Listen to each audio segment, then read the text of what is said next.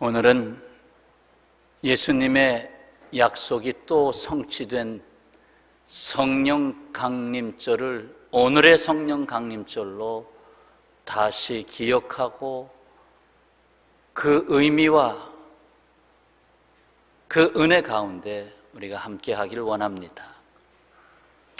다시금 이 땅이 새 생명을 주신 주님께 돌아오는 역사가 불길처럼 일어나는 일에 오늘 성령 강림절을 통해서 우리가 전도 헌신 예배라는 의미를 좀 덧붙여서 예배를 드립니다. 아프리카의 탐험가 하면 누구를 기억하죠? 리빙스턴, 19세기 사람이죠. 1873년에 세상을 떠났는데 그는 오직 하나님께 돌아오게 하는 일, 선교사로 보냄을 받은 사람입니다. 리빙스턴을 왜 탐험가로만 기억하고 있을까요? 리빙스턴은 탐험가 이전에 선교사입니다. 스코틀랜드 교회와 영국의 교회가 사실상 함께 보낸 사람이라고 볼 수 있습니다. 그가 아프리카에 들어가 보니까 이 부족에서 저 부족으로 가려면 길이 있어야 됩니다. 근데 이 길을 어떻게 가야 되는지, 그 길이 아프리카 그 정글 지역 또는 사막 또는 호수로 가로막히고 과연 어떻게 가야 할 건지, 그러면서 결국 아프리카를 횡단하면서 지도를 그리게 됩니다. 그 지도는 결국 선교를 위한 지도가 됐습니다. 그 지도가 다시금 영국으로 보내지고 그 지도가 결국은 수많은 선교사들이 아프리카에 들어와서 선교하는 일에 중요한 도구가 됐습니다.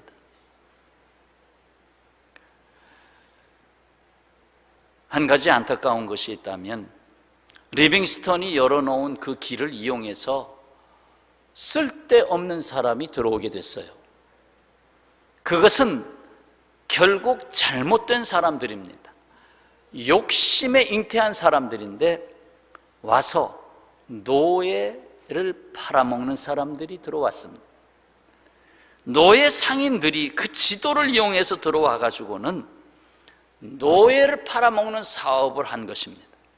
노예 시장을 만든 것.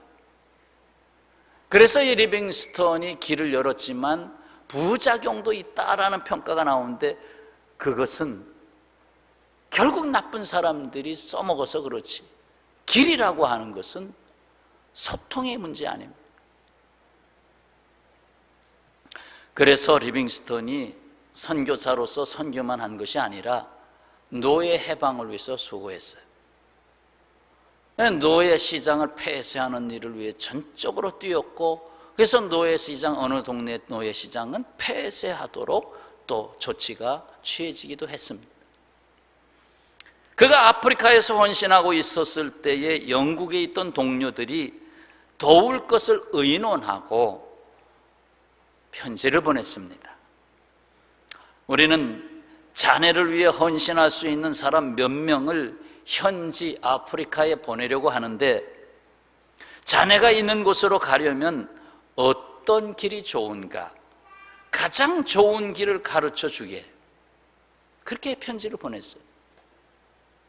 이 편지를 받고는 리빙스턴이 답장을 보냈는데 그 답장을 한번 보세요.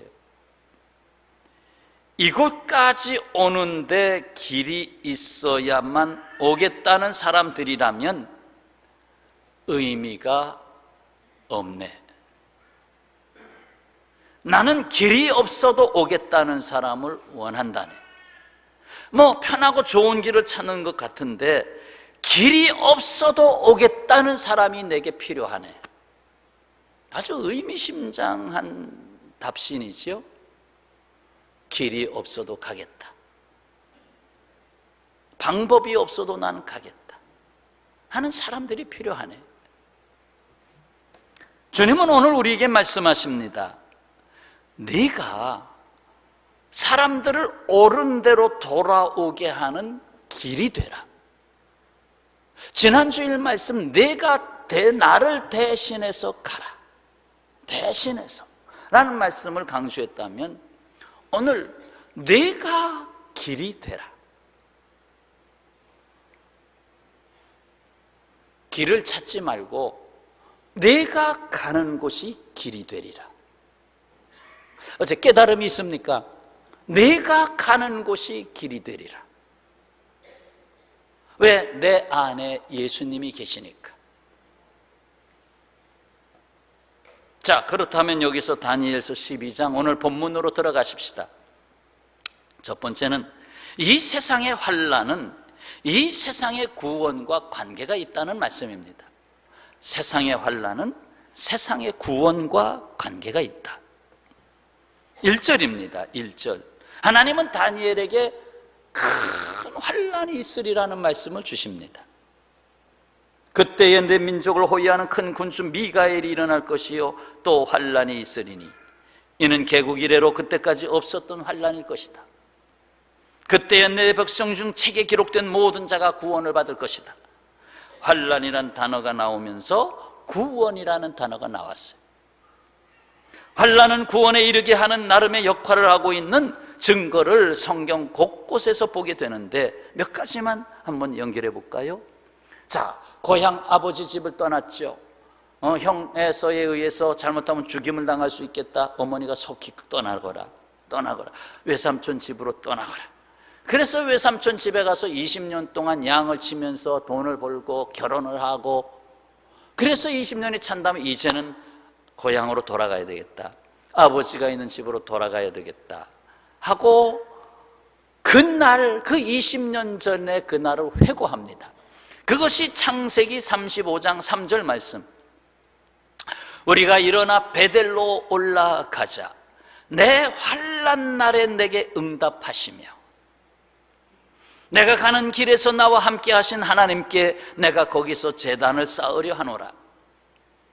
환난 날에 오히려 내게 응답하시고, 내 인생이 왜 이렇게 아버지 집을 떠나야 할 인생이 되었나 라고 말할 수 있는, 내 인생에 있어서는 어떤 새로운 환난기에 들어갈 수 있는, 그러나 오히려 그 자리, 그 도리어 거기서 돌베개를 베고 자던 그 자리에서 하나님은 그에게 비전을 주시지 않아요. 오히려 그 환난이 너에게 보다 더 큰 구원을 보이리라. 너로 말미암아 큰 민족을 이루게 할 것이고 너에게 큰 복을 주리라. 오히려 환난은 더 큰 구원을 준비하는 역사를 보게 되는 비전의 창이 되었습니다. 다 느헤미야 한번 가볼까요? 느헤미야는 성전을 재건하고 이스라엘 역사의 아침을 가져온 사람입니다. 그가 환난의 유익에 대하여 이렇게 말씀하고 있습니다. 느헤미야 9장 27절에 그러므로 주께서 그들을 대적의 손에 넘기사 그들이 곤고를 당하게 하심에 그들이 환난을 당하여 주께 부르짖을 때에 주께서 하늘에서 들으시고 주의 크신 긍휼로 그들에게 구원자들을 주어 그들을 대적의 손에서 구원하셨거늘.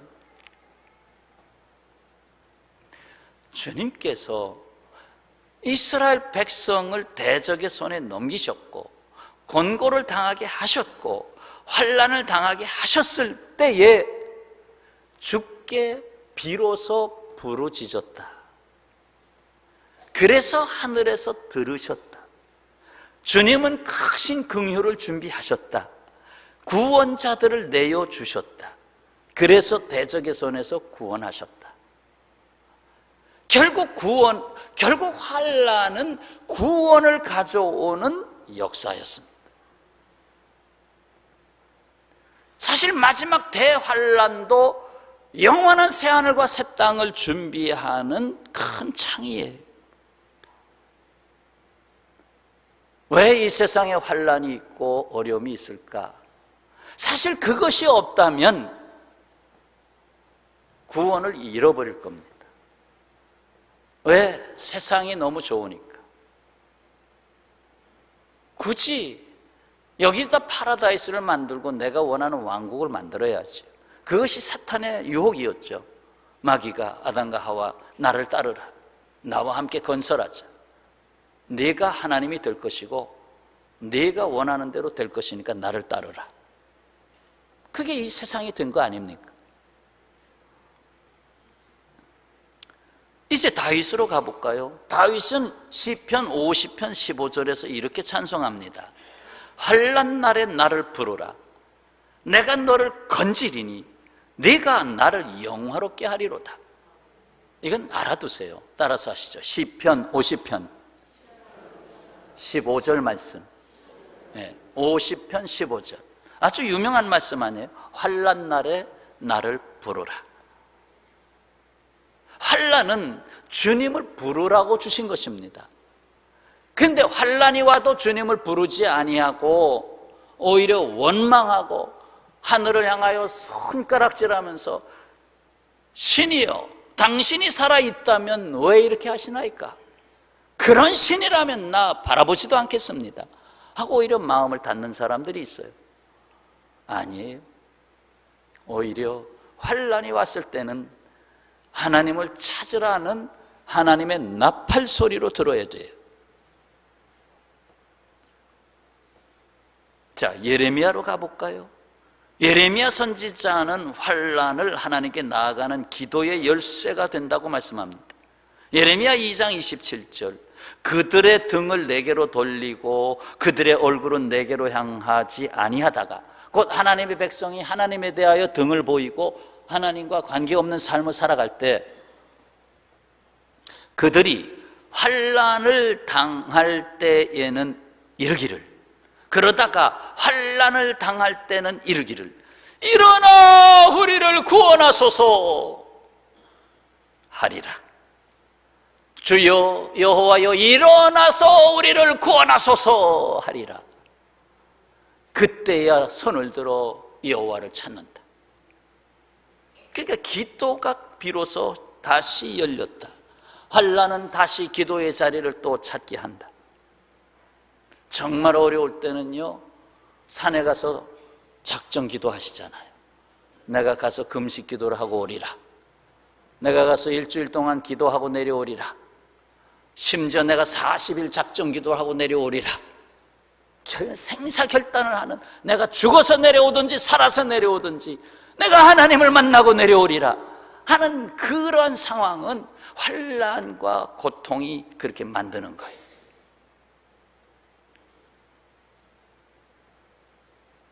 그리고 예수께서 제자들에게 말씀하셨습니다. 바로 성도의 환난에 대해서. 성도들도 환난을 종종 겪잖아요. 요한복음 16장 33절. 세상에서는 너희가 환난을 당하나 담대하라. 환난을 당하나, 환난을 피해가리라가 아니라 환난을 당하나 담대하라. 내가 세상을 이기었노라.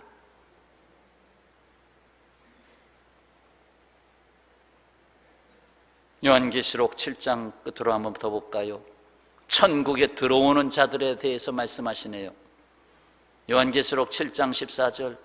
이는 큰 환난에서 나오는 자들인데 어린 양의 피에 그 옷을 씻어 희게 하였느니라. 세마포 옷을 입고 천국에 들어오는 자들을 보니 큰 환난에서 나오는 자들이구나 라고 했습니다. 그렇습니다. 자기 생각, 자기 지식, 자기가 주인이 되어버리는 세상에 살고 있는, 정말 자기의 고정관념을 깨뜨리지 못하는 세계, 그것을 깨우는 방법은 환난이었어요. 조금 다른 말로 표현하면 내가 갑자기 사업이 밑바닥을 쳤다. 정말 다 깨졌다. 내가 건강이 지금 너무 위협에 처해서 내가 한 달을 살까 두 달을 살까 그 지경에 이르렀다. 아, 우리 집안이 산산조각이 날 지경이 됐다. 이 땅에 갑자기 저 백두산이 폭발했다. 그래서 화산재가 서울에만 해도 5cm 정도 화산재가 쌓였다. 모든 농작물은 다 죽었다. 야, 이 땅에 어찌하여 이런 대환란이 왔나? 이런 상황들. 그러나 환란 중에서 오히려 우리를 깨뜨리시고 하나님께서 그 사랑하시는 부르심을 듣게 하시는 것입니다. 역설적이지만 신앙이 가장 깊었던 시대는 일제 식민지로 인하여 환란을 겪을 때였습니다. 6.25 전쟁으로 인하여 고난을 당할 때였습니다. 보릿고개를 넘느냐고 배고파서 힘들었던 60년대의 삶이었습니다. 그때가 가장 신앙이 깊었어요. 참 역설적이죠.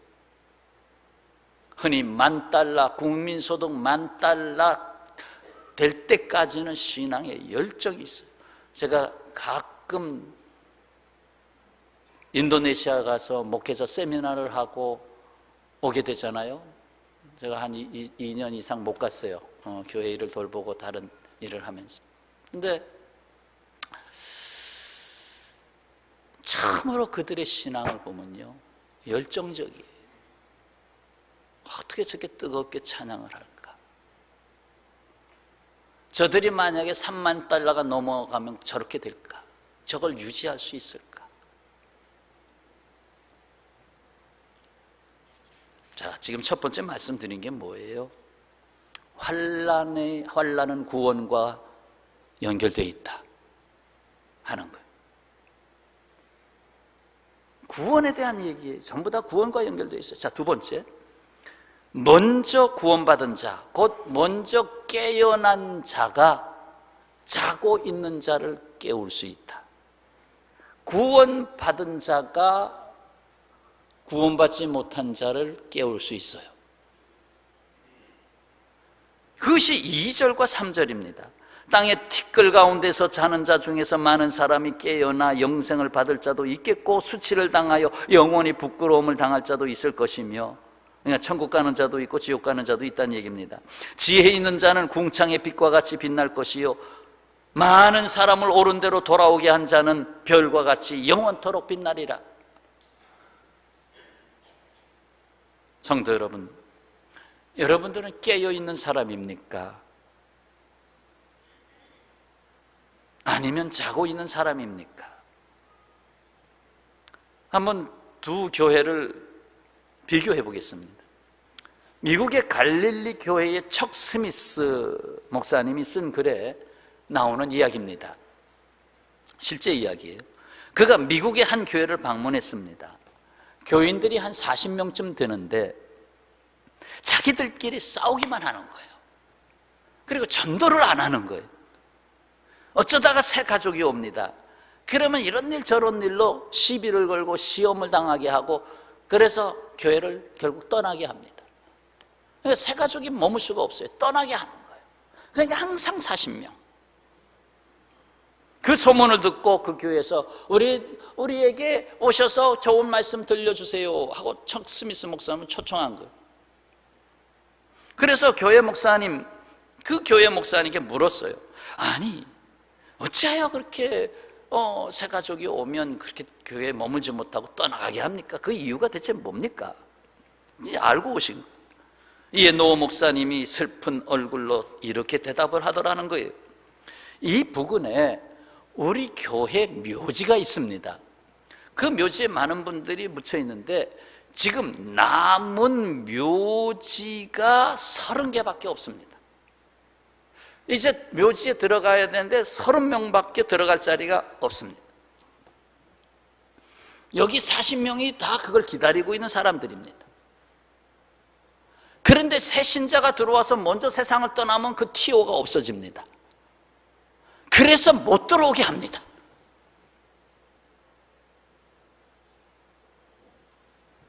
참 우리 교회가 묘지 없는 게 다행이요.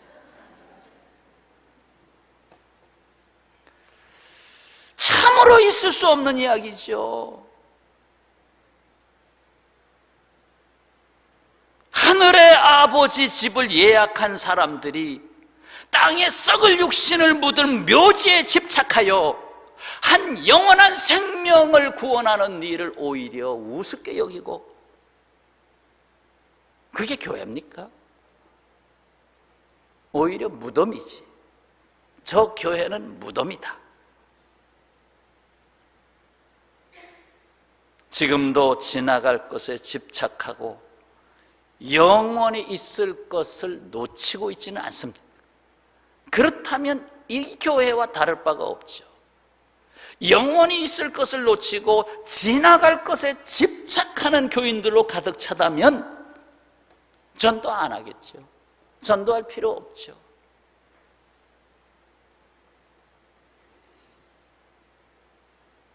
결코 그럴 수 없습니다.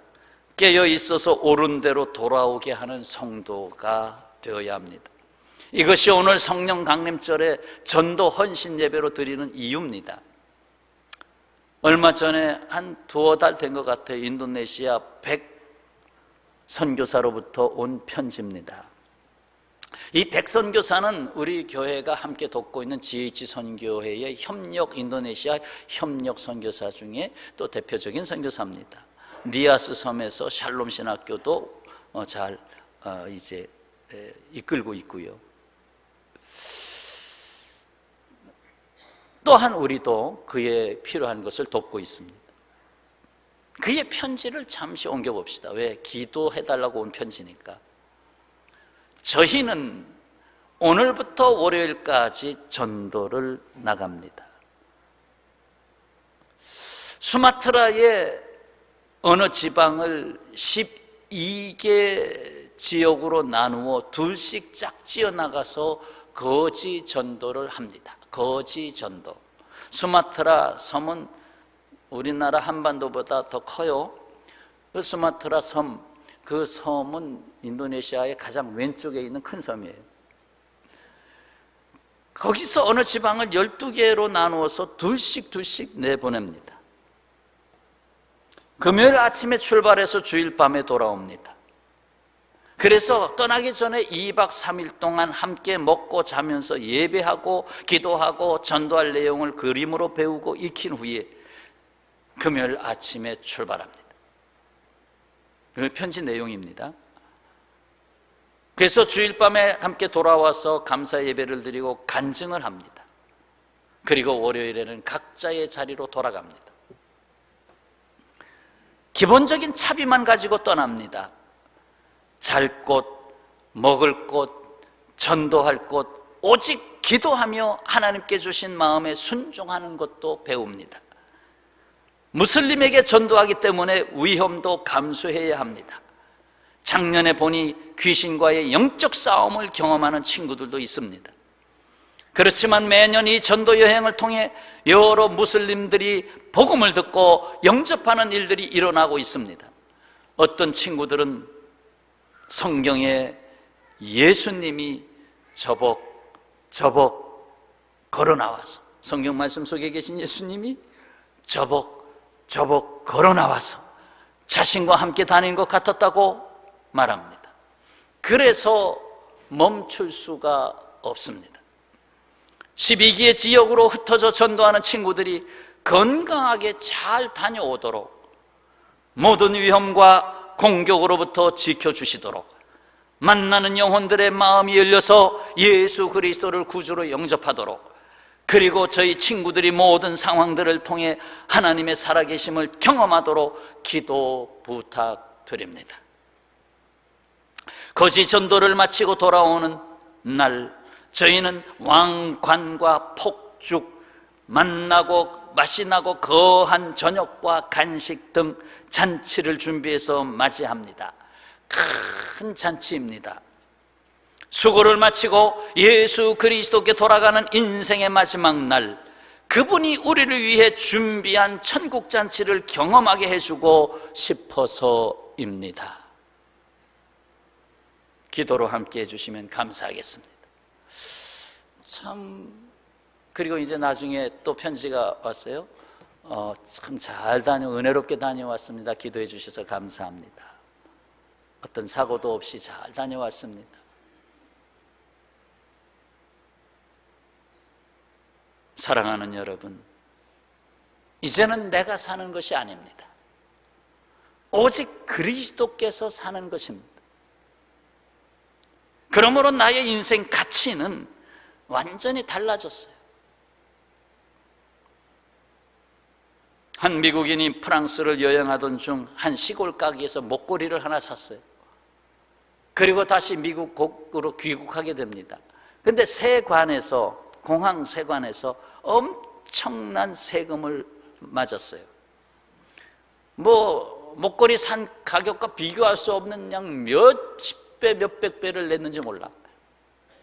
아니, 이 싸구려 목걸이에게인데 이렇게 많은 세금을 부여하면 어떡합니까? 항의를 했더니, 아니에요, 이건 싸구려가 아닙니다. 이거는 고가의 물건입니다.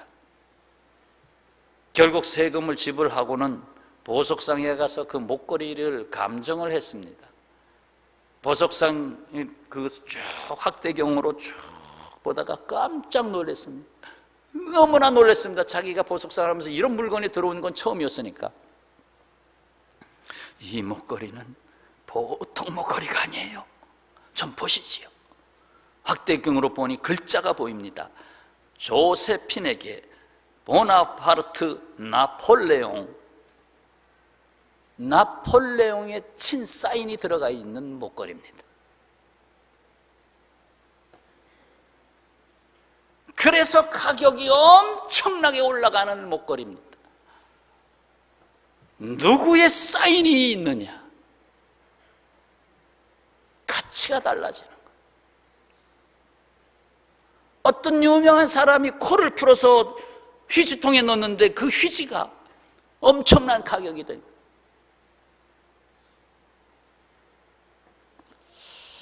여러분, 저와 여러분은 누굽니까? 예수님의 이름으로 사인받은 인생입니다. 나를 구원하신 십자가에서 피 흘리시고 예수 그리스도의 이름으로 기도하라. 내 이름으로 무엇이든지 기도하면 이루리라. 내가 사인을 했다. 내가 기도할 때 내 이름으로 기도하지 않느냐? 내가 나갈 때 내 이름으로 나가지 않느냐? 엄청난, 내 인생은 주님이 사인해 놓으신 인생이에요. 이제는 내가 사는 것이 아니요 내 안에 그리스도께서 사시는 것이라. 할렐루야. 이 엄청난 사인을 갖고 있습니다. 내가 사는 게 아니야. 내 안에 예수님이 사는 거야. 예수님이 내가 길이라고 했으니 그 길은 방향이야. 이미 내 인생의 방향은 주님이 나를 이끌고 계셔. 내가 진리다. 진리는 가치야. 내 인생의 가치를 주님이 만드셨어. 생명, 나는 생명이다. 그래 맞아, 죽어도 살고 내 생명의 본질을 다시 얻지 않았네.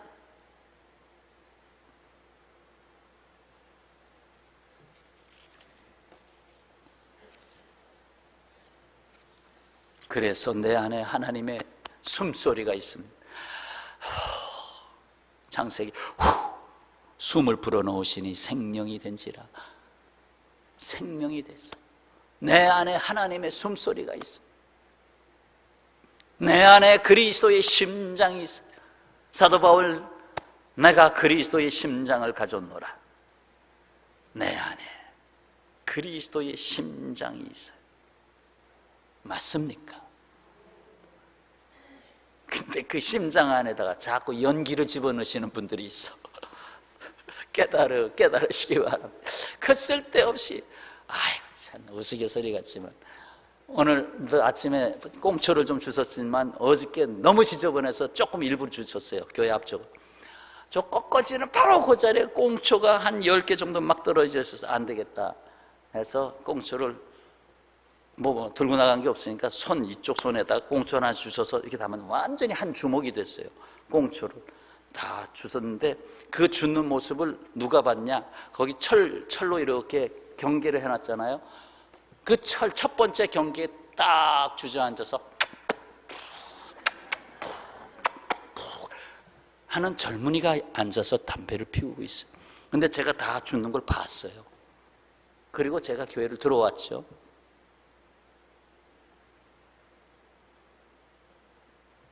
그런데 이제 다시 거기를 지나가게 됐어요. 그 청년은 가버렸고, 그런데 그 청년이 피던 그 자리에 담배꽁초가 하나 떨어져 있어. 제가 생각을 했어요. 야, 해도 너무했지. 내가 담배꽁초를 쫙 주워가는 걸 봤으면 적어도 그 담배꽁초를 먹어버리든지, 아니면 그냥 끝에만 톡톡톡톡 털어가지고 그거 좀 호주머니에다가 살짝 집어넣어서, 어차피 자기 몸에다 연기를 집어넣는 사람이 자기 몸에 담배꽁초 하나 그 호주머니에 못 넣을 사람이라면 왜 자기 몸에다가 연기를 집어넣어? 자기가 피운 꽁초가 그렇게 더럽나? 그러면 왜 피워? 자기가 마신 담배인데, 자기 침이 묻은 담배인데 자기 호주머니에 넣고 가야지.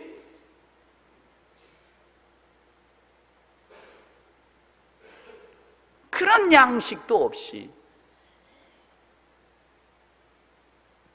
그분이 아마 예수님 믿을 겁니다. 예, 언젠가 돌아오겠지요.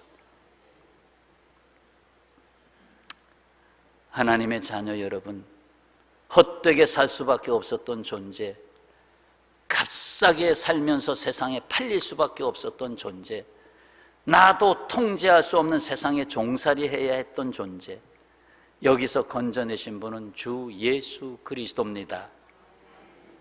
아버지께로 돌아오게 하시고 옳은 대로 돌아오게 하신 주님이십니다. 내가 길이다. 내가 길이요 진리요 생명이니 나로 맘지 않고는 아버지께로 올 자가 없느니라. 그렇다면 내가 할 일이 분명해졌습니다. 내가 할 일이 분명해졌어요. 3절 말씀 다 같이 읽겠습니다. 지혜 있는 자는 궁창의 빛과 같이 빛날 것이요 많은 사람을 옳은 대로 돌아오게 한 자는 별과 같이 영원토록 빛나리라. 아멘. 이 말씀은 야고보서 5장 20절에 짝을 이루고 있어요.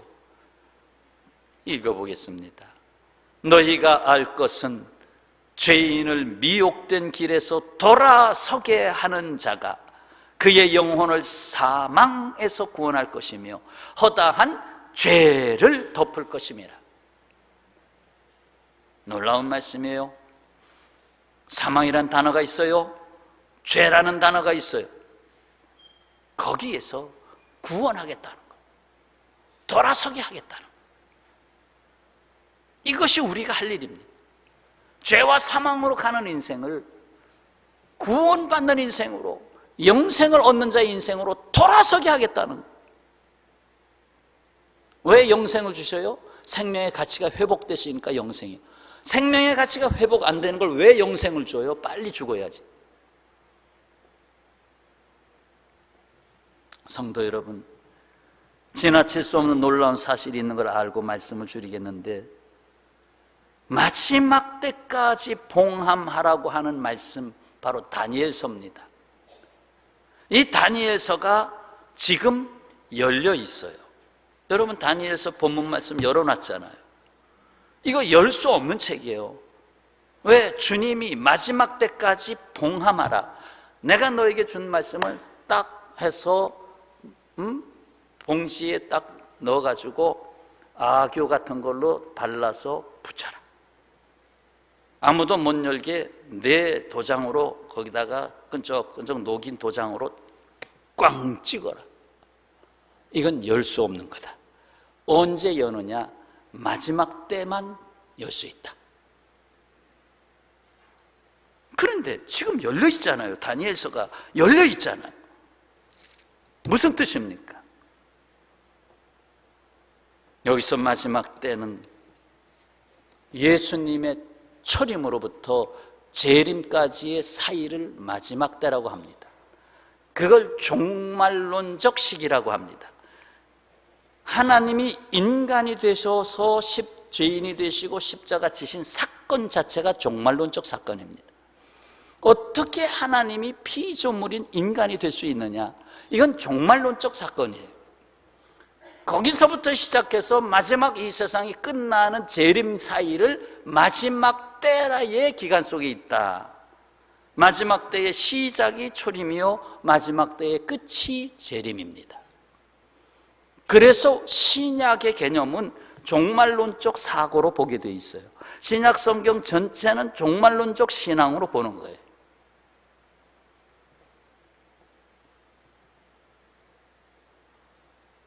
그래서 예수께서 역사의 한가운데서 오셔서 주전, 주님 주자죠. 주전은 구약이고 주후는 신약 아닙니까? 믿지 않는 사람도 주전, 주후란 단어를 써요. 뜻도 모르고 써요. 주님이 오시기 전, 주님이 오신 후, 주후, 주전. 주후의 세계는 땅끝까지 복음이 전파되는 급박한 세계입니다. 그래서 복음은 온 세상으로 길을 열게 하십니다. 땅으로 길을 열고 바닷길로 열고 하늘길로 열게 하셨습니다. 그래서 하늘에 비행기가 다니고 바다에는 빠른 배들이 다니게 했습니다. 길은 큰 대로가 열리게 했습니다. 산속에도 다 길이 열리게 했습니다. 구석구석 길이 없는 곳이 없습니다. 사람이 있는 곳에는 다 길을 만드셨어요. 왜? 복음이 들어가라고. 일찍이 사도 바울은 로마 제국이 모든 길은 로마로 통한다. 로마 제국이 만들어 놓은 길, 군사들이 다녀야 되니까 그 길이 전부 복음이 다니는 길로 바뀌었어요. 하나님이 준비하신 거예요. 사도 바울이란 사람이 로마에서 만든 길을 이용해서 로마를 복음으로 정복하리라. 이사야를 통해서 하신 말씀이 성취됐어요. 이사야서 11장 9절에 이는 물이 바다를 덮음같이 여호와를 아는 지식이 세상에 충만할 것임이니라. 그날에 이새의 뿌리에서 한 싹이 나서 만민의 기치 곧 깃발로 설 것이요 열방이 그에게로 돌아오리니 그가 거한 곳이 영화로우리로다. 여호와를 아는 지식이 세상에 온 세계에 충만할 것이다. 그래서 다니엘서의 말씀이 그 말씀 아니에요. 그 지식이 충만할 거다. 사랑하는 평화의 가족 여러분, 하나님은 우리 교회를 너무 사랑하십니다. 맞아요? 다 사랑하지만 번동평화교회는요, 저를 아시잖아요. 제가 복음이 항상 중심이 되는 설교를 하고 있고 딴소리 안 하잖아요. 복음의 말씀, 생명의 말씀, 치유의 말씀을 주십니다. 말씀의 하나님이 살아계셔요. 전도는 영원한 사랑입니다. 많은 사람이 죄와 사망으로 가고 있는 것을 방치할 수 없어요. 다음 세대 여러분의 자식들이 거짓된 유혹의 수렁으로 빠져들어가게 할 수가 없어요. 그래서 우리는 분명히 오늘 이 명을 받았습니다. 많은 사람을 옳은 대로 돌아오게 하는 자, 별과 같이 영원토록 빛나리라. 정말 스타가 되리라. 스타 신드롬에 빠져있는 사람들, 정말 스타는 사람을 그리스도께로 돌아오게 하는 자가 스타입니다. 나 때문에 오던 자도 떠나게 하면 스타가 아니라 똥입니다. 정말 스타는 돌아오게 하는 자입니다. 다 같이 따라하고 말씀을 마치겠습니다. 다 같이요. 많은 사람을 옳은 대로 돌아오게 하라. 다시 한번 내가 하겠습니다. 내가 하겠습니다. 아멘.